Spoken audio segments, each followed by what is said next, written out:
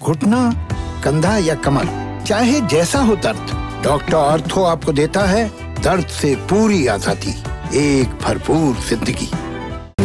नमस्कार, आप देख रहे हैं काल चक्र। मैं हूं आपके साथ रोमिता तिवारी और मेरे साथ हैं प्रश्न कुंडली विशेषज्ञ पंडित सुरेश पांडे जी। पंडित जी, बहुत स्वागत है आपका कार्यक्रम में। कहीं आपसे अनजाने में अग्नि का अपमान तो नहीं हुआ? नहीं जानते हैं तो जरूर देखिए काल चक्र। जी हाँ, सुबह की पूजा से लेकर रात के भोजन तक हम अग्नि का इस्तेमाल करते हैं। छोटे से हवन से लेकर शादी जैसे बड़े मांगलिक कार्यों में भी हम अग्नि द्वारा ही देवताओं की पूजा करते हैं। अग्नि तत्व का हमारी राशि, ग्रह, वास्तु और फेंग शुई से क्या गहरा नाता है, इसी पर आज हम बात करने वाले हैं। इसी अग्नि के सही इस्तेमाल से हम अपनी किस्मत चमका भी सकते हैं। क्या है अग्नि का हमारे घर, हमारे शरीर, हमारे सेहत और हमारी किस्मत से कनेक्शन, यही आज काल चक्र में पंडित सुरेश पांडे जी आपको बताने वाले हैं। तो आज की इस महत्वपूर्ण जानकारी को जानने के लिए बने रहिए हमारे साथ और ध्यान से देखते रहिए आज का काल चक्र। चर्चा की शुरुआत करें उससे पहले जान लेते हैं आज का शुभ मुहूर्त। 18 मार्च 2021 दिन गुरुवार। आज फाल्गुन शुक्ल पक्ष की पंचमी तिथि रात 2:09 तक है। इसके बाद छठ तिथि शुरू हो जाएगी। भरणी नक्षत्र सुबह 10:35 तक है। इसके बाद कृतिका नक्षत्र शुरू होगा। वैधृति योग सुबह 9:58 तक है। इसके बाद विषकुंभ योग शुरू होगा। ये दोनों ही योग अच्छे नहीं माने गए हैं। आज रवि योग बना हुआ है और आज कुछ अशुभ मुहूर्त भी हैं, जैसे राहु काल 1:30 बजे से 3 बजे तक, गुलिक काल 9:28 से सुबह 10:59 तक। आज हम काल चक्र में अग्नि से आपकी किस्मत के कनेक्शन के बारे में बात करने वाले हैं। तो चलिए चर्चा की शुरुआत करते हुए सबसे पहले पंडित जी से अग्नि के महत्व और महिमा के बारे में जानते हैं। पंडित जी बताइए कि अग्नि का शास्त्रों में क्या महत्व बताया गया है? अग्नि के महत्व के बारे में तो बिना अग्नि के तो कोई कल्पना ही नहीं हो सकती है जी। जिस तरह से हमें जीने के लिए पवन देव की आवश्यकता है, जो हम प्राणवायु से अपना जीवन चलाते हैं, उसी तरह से वरुण देव की आवश्यकता है, जिस जल से हमारा जीवन होता है। उसी तरह से अग्निदेव, ये अग्नि के स्वामी हैं और ये अग्नि 3 प्रकार की होती है। अच्छा। पहली अग्नि होती है दावाग्नि, जो जलाकर पूरे संसार को नष्ट कर दे, वो होती है दावाग्नि। दूसरी होती है बड़वाग्नि, जो समुद्र में रहती है और समुद्र के स्तर को हर समय मेंटेन करके रखती है। चाहे जितनी नदियों का पानी समुद्र में चला जाए, लेकिन समुद्र में उफान और बाढ़ नहीं आएगा। उसको कहते हैं बड़वाग्नि, बड़वा नल भी कहते हैं। और तीसरी जो अग्नि है वो हमारे नेवल के नीचे, नाभि के नीचे है, जिसका नाम है जठराग्नि। यहाँ जब कोई चीज़ हम खाते हैं तो वो 98.4 पर उसका जो टेम्परेचर होता है वो सबको डाइजेस्ट कर देती है, वो जठराग्नि है। और जिन लोगों की ये जठराग्नि मंद है, वो लोग हर समय पेट के रोगी रहते हैं, उनको आलस से बहुत आती है, उनको नींद नहीं आती है, किसी काम को ठीक से कर नहीं पाते हैं। तो कहने का आशय अग्नि शरीर के अंदर भी मौजूद है। देखिए, अग्नि पृथ्वी पर सूर्य का प्रतिनिधित्व करता है। सूर्य जगत की आत्मा और भगवान श्री हरि विष्णु के साक्षात स्वरूप हैं। ऐसे में अग्नि का बहुत महत्व है। अग्नि के सामने फेरे लेने का अर्थ है परमात्मा के सामने फेरे लेना। जानते हैं, विष्णु वैश्वानरः साक्षी ब्राह्मण ज्ञाति बांधवा। हाँ, मतलब ब्राह्मण, अपने जाति के लोग, भाई बंधु। पंचमम ध्रुव आलोक्यम, अग्नि देवता और ध्रुव तारा, ये 5 किसी भी विवाह के विटनेस होते हैं, गवाह होते हैं, जिसमें अग्नि प्रमुख गवाह है। तो अग्नि के चारों तरफ 7 फेरे लेना पापों को जलाकर नष्ट कर देता है। ऐसे में जीवन में हर महत्वपूर्ण कार्य की शुरुआत अग्नि के सामने ही होती है। पुराणों में 10 दिशाओं के 10 दिक्पाल जो रक्षक माने जाते हैं, उनकी कल्पना की गई है। इनमें दक्षिण पूर्व यानी अग्निकोण के रक्षक अग्निदेव स्वतः हैं। इसलिए कई जगह अग्निदेव की प्रतिमा मंदिर के दक्षिण पूर्वी अर्थात अग्निकोण में स्थापित की जाती है।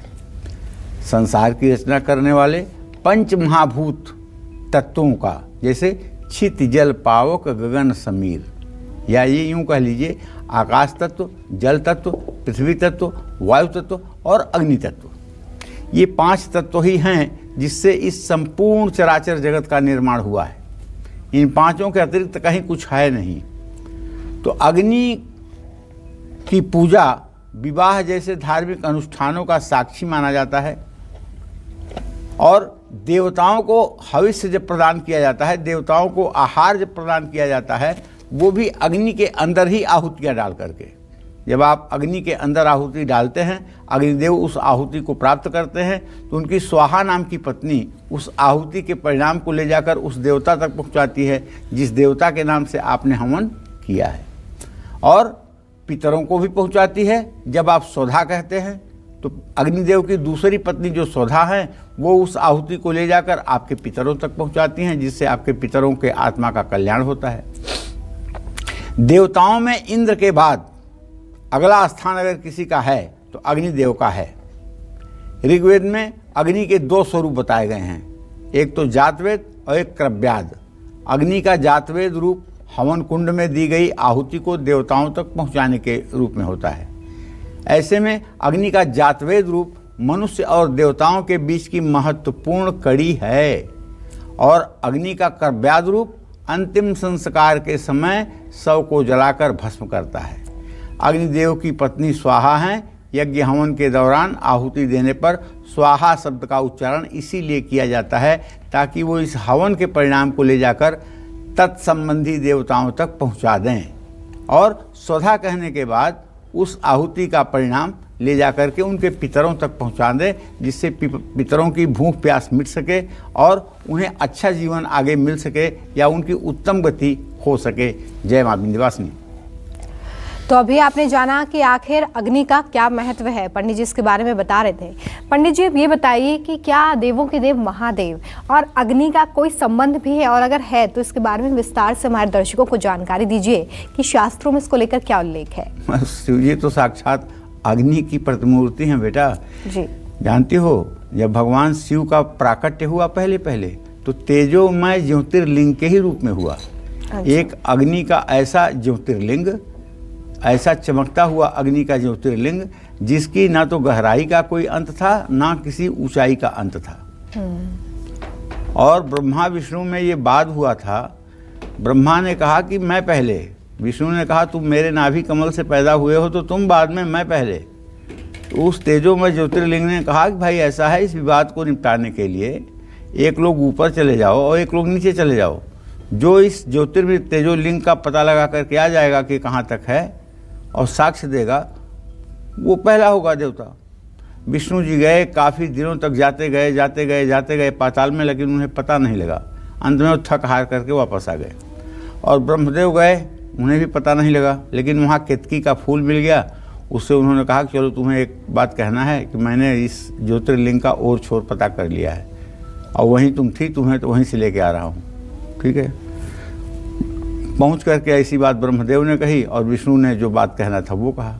भगवान शिव को क्रोध आ गया, बोले ब्रह्मा अब तो तुम्हारी पूजा होगी नहीं सृष्टि में, पहली बात। और दूसरी बात, ये केतकी इतना दुस्साहस कर ली कि मेरे सामने आके झूठ बोल रही है। अब इसका पुष्प कभी भी मेरे ऊपर नहीं चढ़ेगा, मेरे उपासना में मेरा कोई भी भक्त इसके फूल को स्पर्श नहीं करेगा, वरना मैं उस पूजा से असंतुष्ट और रुष्ट हो जाऊंगा। तो कहने का मतलब ये है कि अग्नि का स्वरूप तो है, इसमें कोई दो राय नहीं है, और अग्नि के स्वरूप का परिणाम भी है। और अग्नि माने कि अपने आप एक तेजोमय, अग्नि का नाम लेते ही एक तेज का आभास होता है। और मैं एक बहुत आश्चर्य की बात बताऊं, शरीर में अष्टांगुलम बहदवायु रनिलम चतुरांगुलम, जब सांस केवल 4 अंगुल चल के रुक जाती है तो ये आकाश तत्व कहलाती है।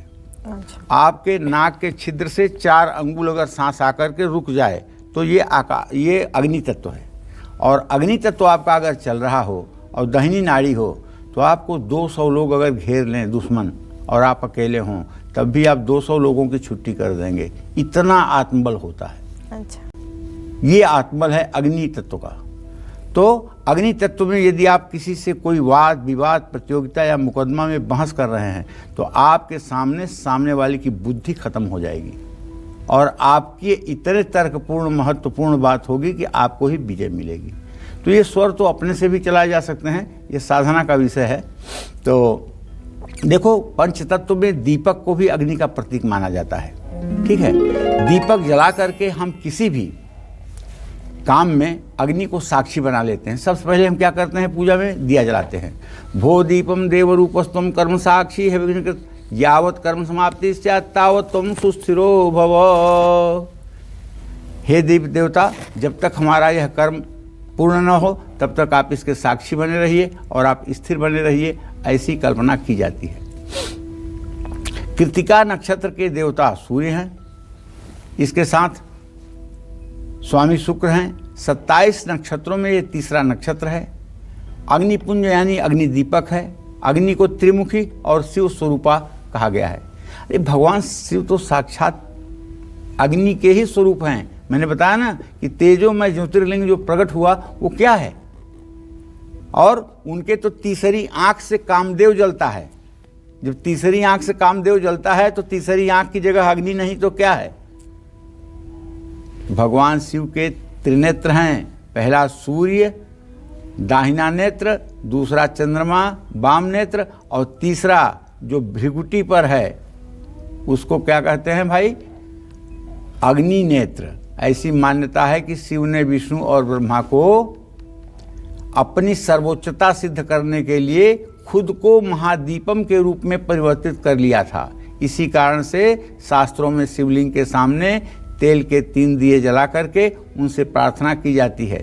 3 दीपक त्रिलोक, त्रिदेव, त्रिदेवी, त्रिभुवन और त्रिगुणकारी कहे गए हैं। इसके अलावा सृष्टि में कुछ भी नहीं होता है। ये बात आप समझ कर रखिए। तो देखिए, अभी पंडित जी ने आपको बताया कि भगवान शिव का तीसरा नेत्र अग्नि का प्रतीक है। तो ऐसे में अग्नि या दीपक जलाकर कैसे 12 राशि वाले भगवान शिव की असीम कृपा पा सकते हैं, आइए इसके बारे में पंडित जी से जानते हैं। पंडित जी, आपने बहुत ही अद्भुत जानकारी अभी अभी दी कि किस तरह से भगवान शिव का तीसरा नेत्र जो है वो अग्नि को प्रदर्शित करता है, अग्नि का प्रतीक है। अब ऐसे में ये बताइए कि हमारे जो दर्शक हैं जिनके अलग अलग राशियां हैं, वो कैसे भगवान शिव को दीपक के जरिए, अग्नि के जरिए प्रसन्न कर सकते हैं। देखिए, दुख और दुर्भाग्य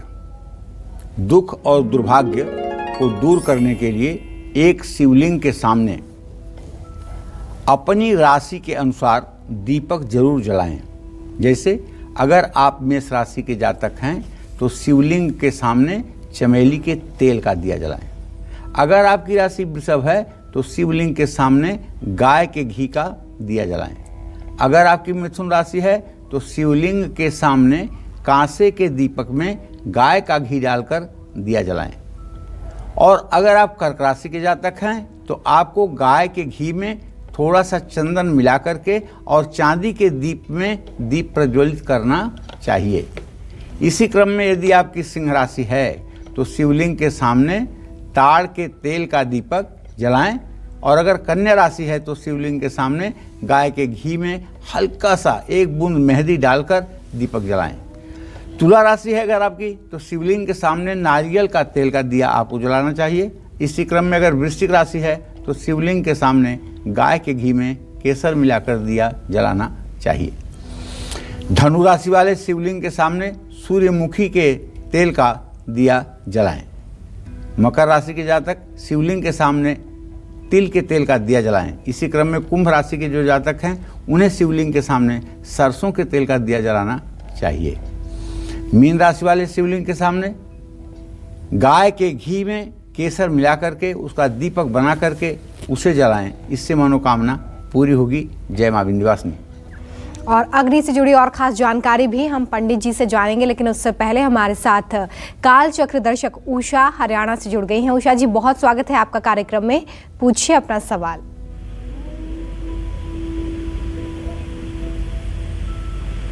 उषा जी, आप तक आवाज पहुंच रही है?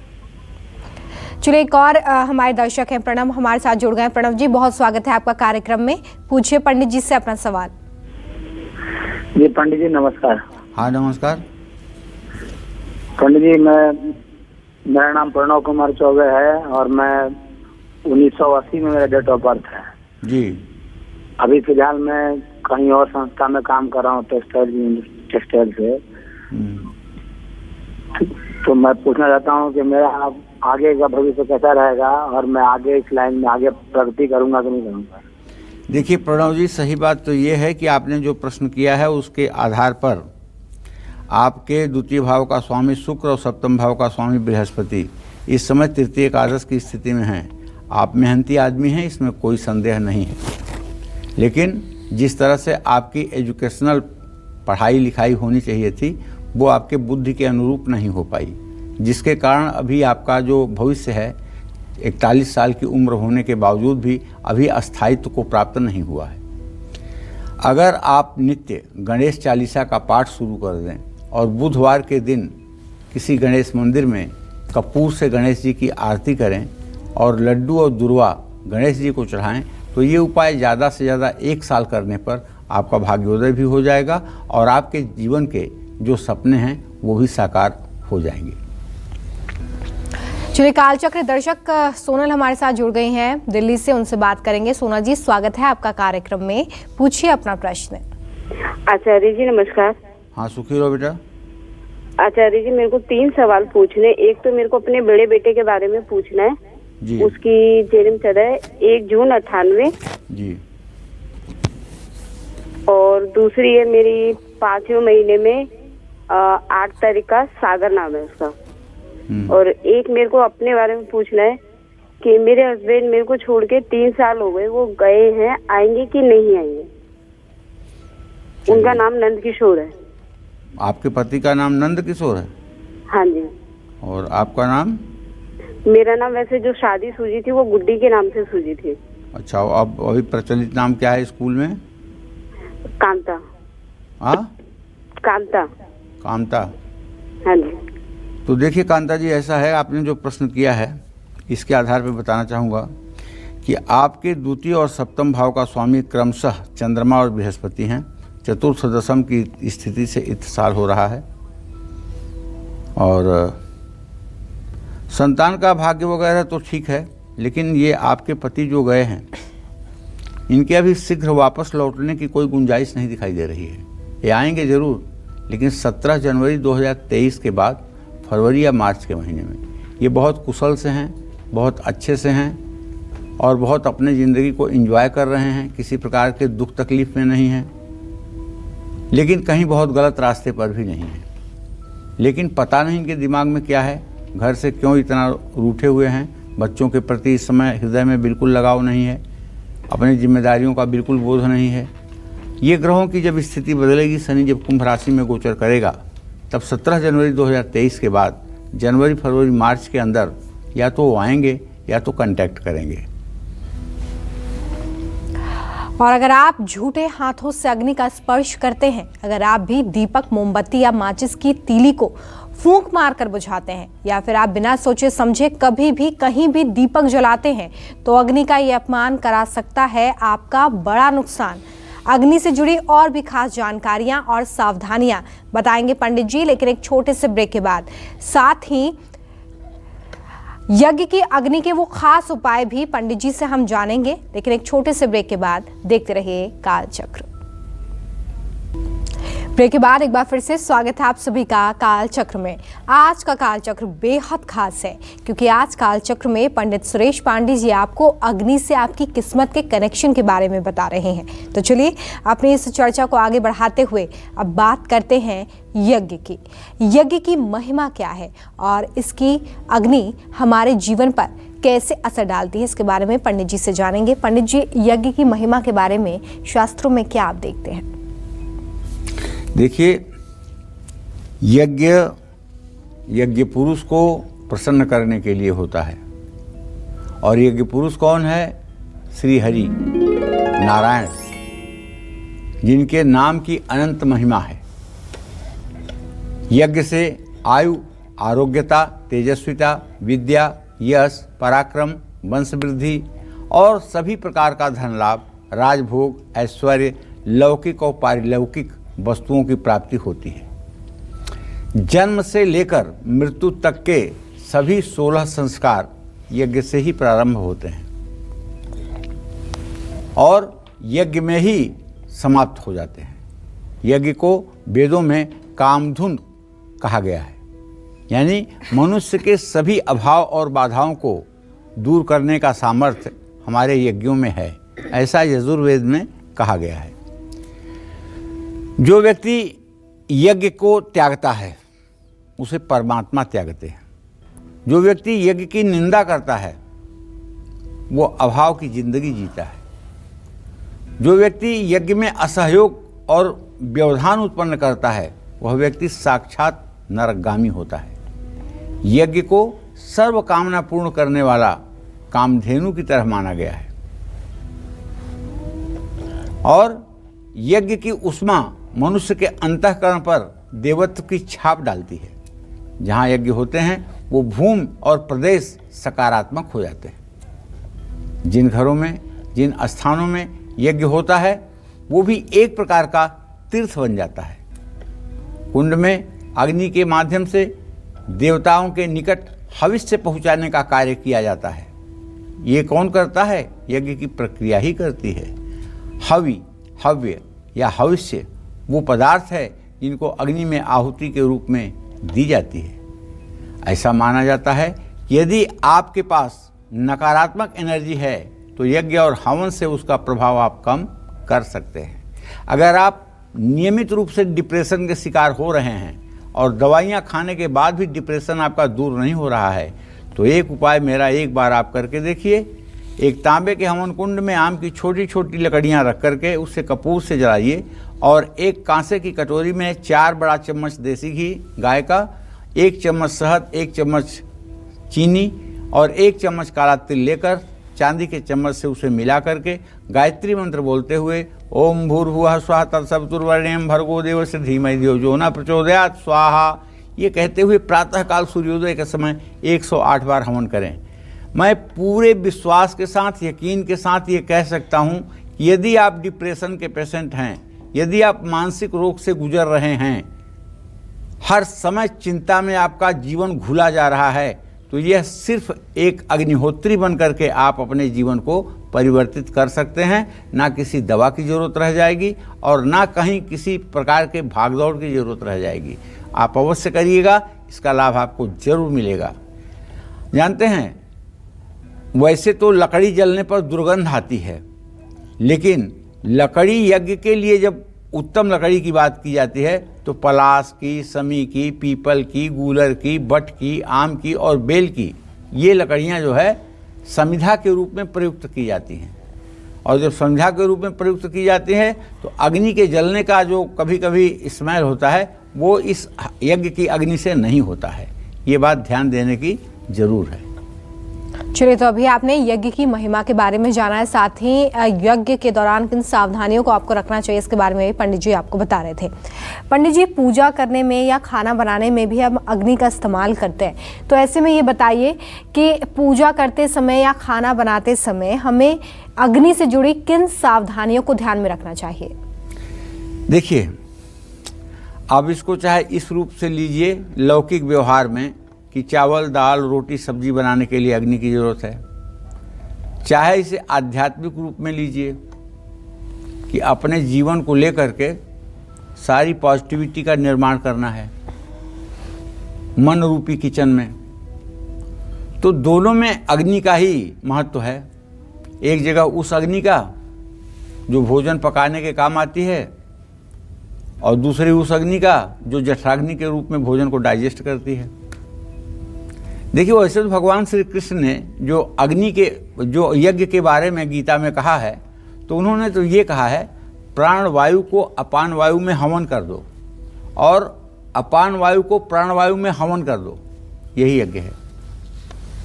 आपने भी कभी सुना होगा कि प्राण वायु को अपान वायु में हवन कर दो, अपान वायु को प्राण वायु में हवन कर दो। जो श्वास हम खींचते हैं इसको प्राण वायु कहते हैं और जो हवा हमारे नीचे से निकलती है उसको हम अपान वायु कहते हैं। तो भगवान कहते हैं कि इस प्राण वायु को ले जाकर अंदर अपान वायु में सम्मिलित कर दो और उस अपान वायु को अपने प्राण वायु में सम्मिलित कर दो। ये कैसे होगा? ये ध्यान के द्वारा होगा। ये ध्यान के द्वारा होगा। जब हम आंख बंद करके अपने मन को थॉट दे करके और तत्व का परिवर्तन करने की क्षमता रखेंगे, तब ये यज्ञ होना शुरू हो जाएगा। भगवान श्री कृष्ण ने गीता में इस यज्ञ का नहीं कहा है कि काला तिल हवन और ये डालिएगा तब मेरा यज्ञ होगा। उन्होंने सारा यज्ञ जो कहा है वो मन के ही द्वारा कहा है और मन में ही करने के लिए कहा है। देखिए, लेकिन जो दैवी संपदा के लोग होते हैं उसमें भी भगवान ने यज्ञ की बात किया है। यज्ञ की बात वहाँ पर उन्होंने इस तरह से किया है, अभयम सत्व संशुद्धि ज्ञान योग व्यवस्थिति दानः दमश्च यज्ञश्च स्वाध्याय तप आर्जवम। यहाँ यज्ञ की परिभाषा है कि अग्नि को, ब्राह्मण को, गाय को संतुष्ट करने की प्रक्रिया को यहाँ अग्नि माना गया है। और इस तरह के जो लोग कार्य करते हैं वो दैवी संपदा के लोग होते हैं। तो कहने का आशय ये है, कभी अग्नि का न तो अपमान करना चाहिए, न कभी अग्नि के सामने पैर दिखाना चाहिए। बचपन में दीपक, मोमबत्ती या माचिस की तीली जल रही हो तो उसे फूंक मार कर न बुझाएं। जलती हुई अग्नि को पैरों से ना बुझाएं। हवन की अग्नि में तो गलती से भी पैर ना लगाएं। ऐसा करने से दुर्भाग्य बढ़ता है और मान सम्मान की हानि होती है। पूजा स्थान में टूटे हुए दीपक में ज्योति भूल करके भी नहीं जलानी चाहिए और ना ही टूटे हुए हवन कुंड में हवन करना चाहिए। और एक बात और बता दूं, हवन कुंड इस समय बाजार में एल्युमिनियम का और सिल्वर का भी मिल रहा है, लेकिन ध्यान, और लोहे का भी मिल रहा है, लेकिन ध्यान दीजिएगा, हवन करने के लिए सबसे उपयुक्त अगर कोई वस्तु है तो वो है तांबे का हवन कुंड। तांबे का हवन कुंड 50 नकारात्मक शक्तियों को अपने आप रोक देता है। और लोहे के हवन कुंड में तो ज़्यादा दिनों तक हवन नहीं करना चाहिए, इससे व्यक्ति की श्री हत हो जाती है। और जलते हुए दीपक को कभी खुद फूंक मारकर नहीं बुझाना चाहिए और बिना सर ढके कभी भी दीपक नहीं जलाना चाहिए। और दीपक जलाने के बाद तुरंत हाथ धोना चाहिए। कभी भी अग्नि की तरफ पैर करके ना बैठें और ना ही सोएं। अग्नि शुद्धता और तेज का प्रतीक है। इनकी तरफ पैर करने से सूर्य का अपमान होता है, इससे मान सम्मान की हानि होती है।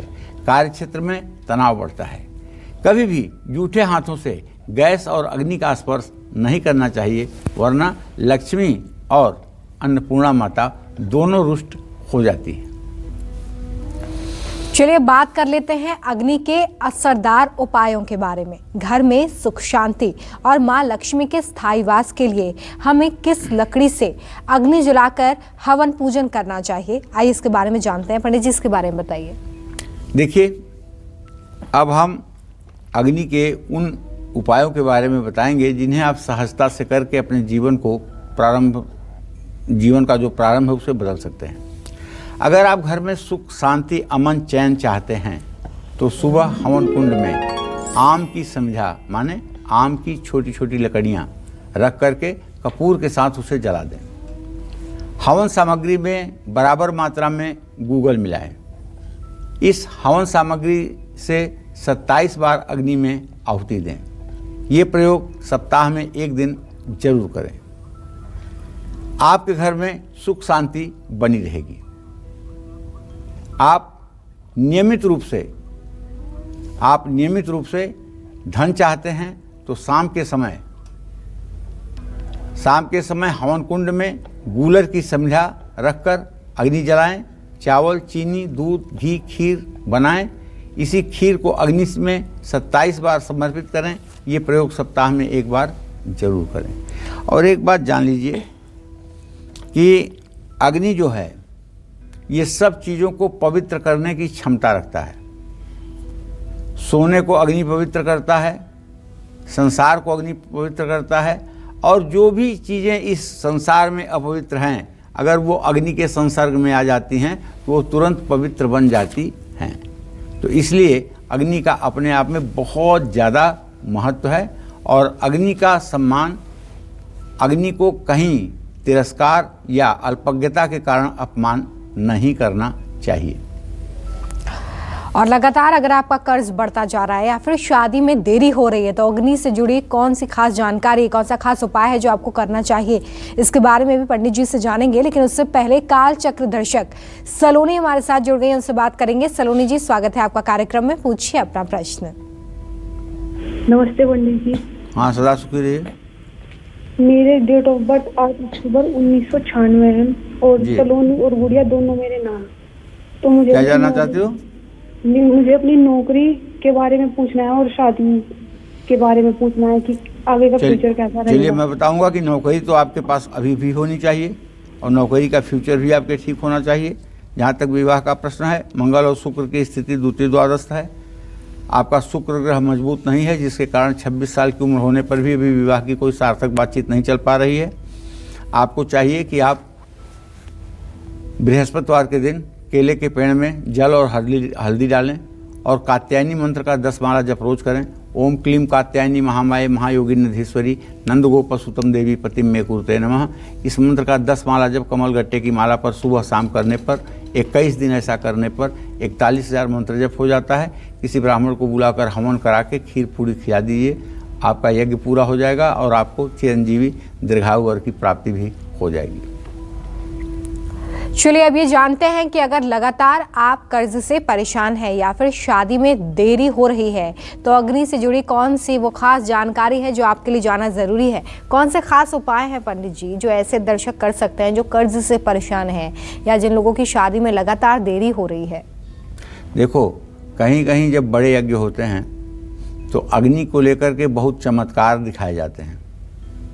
जैसे मैं आपको एक बात बताऊं कि अग्नि की जो हमारे यहाँ प्रकट करने की प्रचलित प्रथा है वो है अरणि मंथन। अरणि क्या होती है? अरणि होती है एक ऐसे पीपल के पेड़ की लकड़ी जिसमें छोटा सा गड्ढा बना दिया जाता है और समी के लकड़ी का एक गुटका ऊपर से रख करके और उसको रस्सी से खींचा जाता है। दोनों के घर्षण से आग निकलती है और उसी आग को हवन कुंड में डाल करके और उसी आग से संपूर्ण कार्य किए जाते हैं। ये तो रहा सचमुच में अग्नि प्रकट करने की बात। और जब अग्नि प्रकट होने लगती है तो ब्राह्मण लोग उस समय उतना जोश में वेदोच्चार करते हैं कि रस्सी को खींचने वाले के अंदर भी ताकत आ जाती है और पहले दूसरे व्यक्ति से अग्नि प्रकट भी नहीं हो पाती है।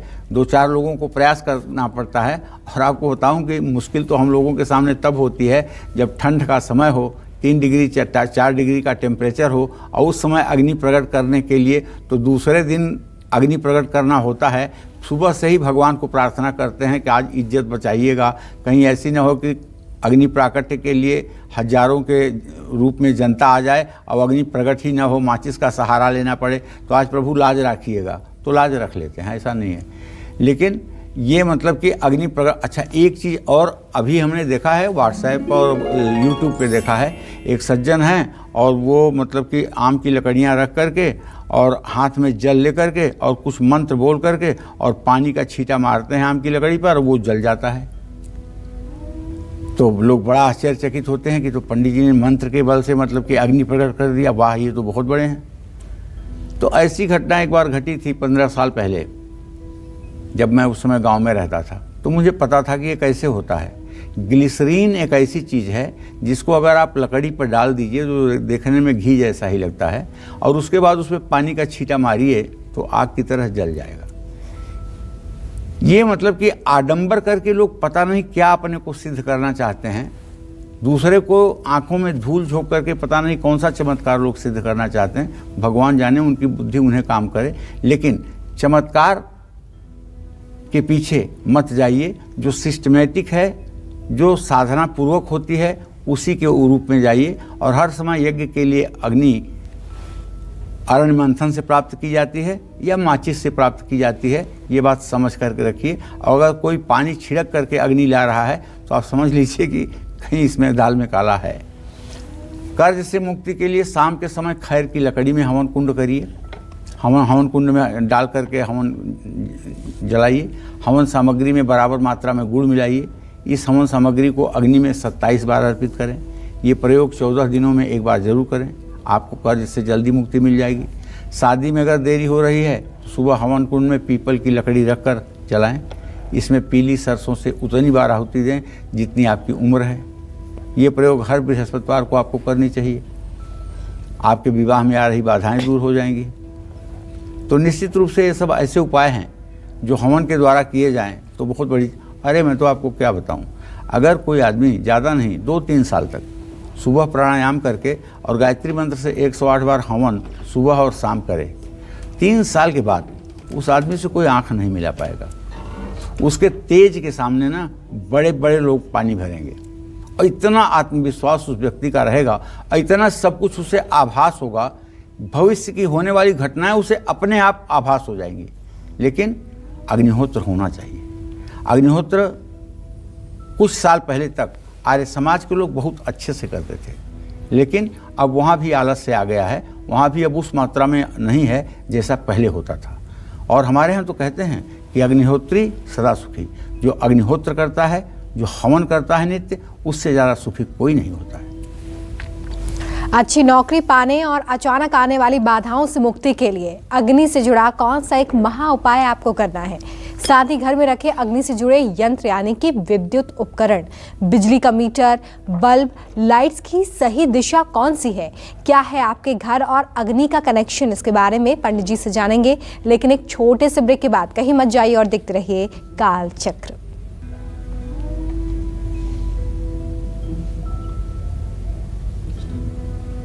एक बार फिर से स्वागत है आप सभी का काल चक्र में। चलिए पंडित जी से जल्दी से जानते हैं कि अच्छी नौकरी पाने और जीवन में अचानक आई परेशानियों से मुक्ति पाने के लिए अग्नि से जुड़ा महा उपाय कौन सा है? पंडित जी, ये अपने जीवन में सभी चाहते हैं और आजकल नौकरी को लेकर बहुत सारी अड़चनें भी हैं, तो ऐसे दर्शक जो हमें इस वक्त देख रहे हैं उनके लिए कौन सा महा उपाय आप बताना चाहेंगे? देखिए, नौकरी पाना चाहते हैं या शाम के नौकरी पाना चाहते हैं या व्यवसाय में उन्नति चाहते हैं, तो शाम के समय समी की लकड़ी हवन कुंड में रख करके उसे जलाएं और इसमें काला तिल, घी, चीनी मिला करके कम से कम 11 आहुति अवश्य दें। अगर दे सकते हैं तो 108 आहुति दें। ये प्रयोग अगर हर शनिवार की शाम आप कर लें तो चाहे आपके ऊपर 7.5 हो, चाहे महादशा हो, चाहे अंतरदशा हो और चाहे शनि की ढैया हो, इन सारे प्रकोप से आप बच जाएंगे और आपको नौकरी भी मिल जाएगी और नौकरी में आपको सम्मान भी मिलेगा। बड़ी दुर्घटना और बाधा के समाप्ति के लिए ये हवन रामबाण है। आम की लकड़ी हवन कुंड में रख करके अग्नि को जलाना चाहिए। दूर्वा और घी में, दूर्वा को दूब घास जो होती है उसको घी में डुबो करके 108 बार गायत्री मंत्र पढ़ते हुए हवन करना चाहिए। ये प्रयोग तभी करें जब दुर्घटना या किसी बाधा के योग उत्पन्न हुए हों। आपकी दुर्घटना या आने वाली बाधा निसंदेह टल जाएगी, इसमें कोई संशय नहीं है। और अगर कोई विपदा आपके ऊपर आन पड़ी है और उस विपत्ति से बचने का अब आपको कोई रास्ता नहीं दिख रहा है, तो तुरंत आम की लकड़ियां जलाकर तांबे के हवन कुंड में और गूगल लेकर के उसके 108 छोटे छोटे टुकड़े करिए और घी में उसको डिप करके ओम करो स्वाहा सुहे तुरीश्वरी शुभाणी भद्राणी भिहंतु चापदह स्वाहा 108 गूगल के टुकड़े अग्नि में डाल के हवन कर दीजिए। हवन समाप्त होगा और आपके ऊपर आई हुई विपत्ति समाप्त हो जाएगी। करके देख लीजिएगा, इसमें 100% चमत्कार आपको नजर आएगा। तो चलिए आगे बढ़ाते हैं इस चर्चा को। पंडित जी, मैंने पढ़ा और सुना है कि घर में बिजली के सामान रखने की एक निश्चित जगह होनी चाहिए, तो हमारे दर्शकों को बताइए कि अगर घर में ऐसे कोई उपकरण हैं तो उन्हें किस दिशा में रखें हम? वास्तुशास्त्र में तो हर चीज़ की व्यवस्था है कि पानी कहाँ रखा जाए, आग कहाँ जलाई जाए, ठीक है ना, और बिस्तर कहाँ रखे जाएं, पूजा स्थान कहाँ हो, तो वास्तुशास्त्र का नियम है। तो किसी भी मकान की दक्षिण पूर्व दिशा या आग्नेय कोण में वही अग्नि का स्थान है और वहीं पर आदमी को इलेक्ट्रॉनिक के मीटर, इलेक्ट्रिकल के मीटर लगाने चाहिए। उसी दिशा में जनरेटर रखना चाहिए, उसी दिशा में एमसीबी लगवानी चाहिए और बिजली के सारे कार्य उसी दिशा में करने चाहिए। और इस दिशा के स्वामी हैं दैत्यों के गुरु शुक्राचार्य, लेकिन अग्नि का स्थान होने से मंगल देव का भी यहाँ आधिपत्य बनता है। तो मकान में दक्षिण पूर्व दिशा में रसोई, बिजली का उपकरण रखना सबसे अच्छा माना जाता है। मकान का दक्षिण पूर्व भाग उत्तर पूर्व दिशा से ऊंचा और उत्तर पश्चिम दिशा से नीचा होना चाहिए। अग्निकोण का किसी भी दिशा में बढ़ना शुभ नहीं है। दक्षिण पूर्व दिशा में कभी भी जल स्रोत ना बनवाएं, जैसे बोरिंग, पानी की टंकी या सेप्टिक टैंक। ऐसा होने पर यह स्थान मारक प्रभाव देने वाला हो जाता है। आपकी रसोई या बिजली का मीटर दक्षिण पूर्व दिशा में ना हो तो गंभीर परिणाम मिल सकते हैं। ऐसे में अपनी रसोई में लाल रंग का बल्ब जरूर जलाएं। अग्नि देवता के सामने या अग्निकोण में सरसों के तेल का दिया जरूर जलाएं। घर की दक्षिण पूर्व दिशा यानी अग्निकोण में वास्तु दोष है तो मंगल देवता या शुक्र देवता के निमित्त दान और जप करें। घर में नित्य हनुमान उपासना करें या हनुमान चालीसा का पाठ करें, इससे दोष समाप्त होगा। अग्निकोण में दक्षिण पूर्व दिशा का स्वामी शुक्र है, ऐसे में दाम्पत्य संबंधों का कारक भी है ये। ऐसे में इस दिशा के दोष को दूर करने के लिए महिलाओं को सुहाग सामग्री दान करनी चाहिए। ऋग्वेद में कहा गया है कि अग्निदेव की पवित्र स्तुति से भी विशेष लाभ मिलता है। घर की दक्षिण पूर्व दिशा में भगवान गणेश की मूर्ति या तस्वीर लगाने से भी दोष दूर होता है। हर दिन गाय की रोटी में घी लगाकर गुड़ के साथ गाय को खिलाने से भी अग्नि दोष से मुक्ति मिल जाती है। जय मां विंध्यवासिनी। हमारी सेहत और अग्नि के बीच क्या संबंध है? कैसे हमारे शरीर की अग्नि हमारी सेहत पर अपना असर डालती है, ये बताएंगे पंडित जी, लेकिन एक छोटे से ब्रेक के बाद। साथ ही अगर आपको भी सपने में आग दिखाई देती है तो इसके पीछे कौन सा रहस्य छुपा हुआ है, इसके बारे में भी पंडित जी से हम जानेंगे। कहीं मत जाइए, देखते रहिए काल चक्र। ब्रेक के बाद एक बार फिर से स्वागत है आप सभी का काल चक्र में। हमारी सेहत और अग्नि के बीच क्या संबंध है, आइए इसके बारे में ही पंडित जी से जान लेते हैं। पंडित जी, हमारी हेल्थ और अग्नि के बीच में आप क्या कनेक्शन देखते हैं? बहुत बड़ा संबंध है अग्नि का, और शरीर से बहुत बड़ा संबंध है। आप अग्नि से ही जल की उत्पत्ति भी मानी गई है और हमारे शरीर में अग्नि ऊर्जा के रूप में विद्यमान है। इस अग्नि के कारण ही हमारा शरीर चलायमान होता है। अग्नि तत्व ऊर्जा, उष्मा, शक्ति और ताप का भी प्रतीक है। कभी आपने सोचा कि हमारे पूरे शरीर का टेम्परेचर 98.4 ही क्यों रहता है? ये घटता बढ़ता क्यों नहीं कि हाथ में ज़्यादा हो जाए, पेट में कम हो जाए, पैर में ज़्यादा हो जाए, सब जगह बराबर ही कैसे रहता है? क्या भगवान ने ऑटोमेटिक प्लांट लगाया हुआ है? तो जब इस बात को आप गंभीरता से सोचेंगे तब आप समझ पाएंगे कि ये शरीर के अंदर रहने वाली जो जठराग्नि है वो कैसे सारी चीज़ों को मैनेज करती है। हमारे शरीर में जितनी भी गर्माहट है वो सब अग्नि तत्व का प्रतीक है। यहाँ अग्नि तत्व भोजन को पचा करके शरीर को निरोगी रखता है और ये तत्व ही शरीर के बल और शक्ति को वरदान देते हैं। शरीर में अग्नि 3 प्रकार की होती है, जठराग्नि, 5 भूताग्नियाँ और 7 धातु अग्नियाँ। शरीर में अग्नि जठराग्नि के रूप में व्यक्त हो सकती है। हम जठराग्नि के कारण ही भूख लगती है और यही अग्नि भोजन को पचाने का काम भी करता है। जय मां विंध्यवासिनी। पंडित जी, अब ये बताइए कि अगर कोई व्यक्ति सपने में अग्नि देखता है या जलता हुआ दीपक देखता है तो इसके क्या मायने होते हैं? देखिए, सपने का बहुत महत्व होता है, लेकिन सपना अगर ब्रह्म मुहूर्त में देखा जाए 4 बजे से 6 बजे के बीच में, और सपना देखने के बाद फिर आप सो ना पाएँ, तभी सपना सच होता है। सपने में आपके पास अगर भीषण आग लगी है लेकिन आप सुरक्षित हैं तो इसका मतलब कि आपकी प्रसिद्धि बढ़ने वाली है। ये एक बहुत बड़ी बात है और आप जल्दी कहीं से पैसे पाएंगे। आपके तनाव का अंत होने वाला दिखाई दे रहा है। सपने में जलता हुआ दीपक दिखाई दे तो आपकी उम्र बढ़ सकती है, आपका भाग्य जागने वाला है और माँ लक्ष्मी की कृपा से आपके घर में सुख समृद्धि का वास रहेगा। सपने में अपना घर आग में जलते देखने का भी कोई शुभ संकेत है। इसका मतलब है कि अविवाहित लोगों को जल्दी शुभ समाचार मिलने वाला है। जो लोग संतान सुख के इच्छुक हैं उनकी कामना पूरी हो सकती है। सपने में आप खुद को आग में जलते देखें या जलती हुई आग से बाहर आते देखें, इसका अर्थ है कि आपके शरीर में पित्त बढ़ा हुआ है और पित्त शरीर में रोग दे सकता है। सपने में कारोबार या दुकान जलते हुए दिखे तो समझ लीजिएगा कि आपको कारोबार में शुभ परिणाम मिलने वाला है, लेकिन कारोबार या दुकान जलकर राख हुआ अगर दिखाई दे तो ये बहुत बुरा संकेत है। ऐसे में अपने काम को लेकर लापरवाही न बरतें और दूसरों के भरोसे न रहें। सपने में आप खुद को आग को बुझाता देखें तो ये संकेत है कि आपके रिश्तों में दूरी आ सकती है। ऐसी स्थिति में खुद पर नियंत्रण रखें और सोच समझकर बातचीत करें। जय मां विंध्यवासिनी। तो अग्नि से जुड़ी बेहद खास जानकारी आज पंडित जी ने आपको दी है। पंडित जी बहुत शुक्रिया इतनी अच्छी जानकारी देने के लिए। उम्मीद करते हैं कि आपको आज का हमारा विषय पसंद आया होगा। कल फिर एक नए विषय और आपकी परेशानियों को दूर करने के लिए ढेरों उपाय लेकर हम आएंगे पंडित सुरेश पांडे जी के साथ। तब तक के लिए कालचक्र की पूरी टीम को दीजिए इजाजत। देश और दुनिया की खबरें लगातार जारी हैं, देखते रहिए न्यूज़ 24। खास जड़ी बूटियों से बना पेट सफा आयुर्वेदिक चूर्ण आज ही ले आएं। पेट सफा पहली रात से ही असर दिखाता है और इसकी आदत भी नहीं पड़ती। पेट सफा हर रोग दफा।